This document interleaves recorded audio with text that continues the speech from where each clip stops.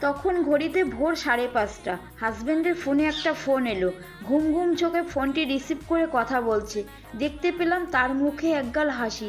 বুঝতে পারলাম না কার সঙ্গে কথা বলছে। ফোনটি রেখে আমায় হাসতে হাসতে বলল, পুজোর আগে এত বড় একটা সুখবর পাবো ভাবতেও পারিনি। কি হয়েছে বলো না।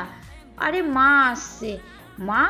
মা আসছে শুনে আমারও খুব মনটা খুশি হয়ে গেল। হাজব্যান্ডকে বললাম, মা যখন ফিরে আসছে তাহলে মায়ের জন্য একটু স্পেশাল কিছু বানানো যাক। বানিয়েছিলাম ফ্রাইড রাইস, সঙ্গে ছিল আরও অনেক কিছু। সেই রেসিপিগুলো তোমাদের অন্যদিন শেয়ার করব। শাশুড়ি মা আগে বাড়িতেই থাকতেন, ছোট ছেলের পোস্টিং বাইরে হওয়াতে উনি বৌমা আর নাতির কাছে গিয়েছিলেন প্রায় 3 বছর। 3 বছর পর দেওর আবার পোস্টিং নিয়ে দেশেই ফিরে আসছে, তাই তো শাশুড়ি মা আবার ফিরে আসছে নিজের জায়গাতে। স্পেশাল ফ্রাইড রাইস পেয়ে সবাই তো খুব খুশি মনে খেয়েছিল আর সবাই খুব আনন্দ করেছিল।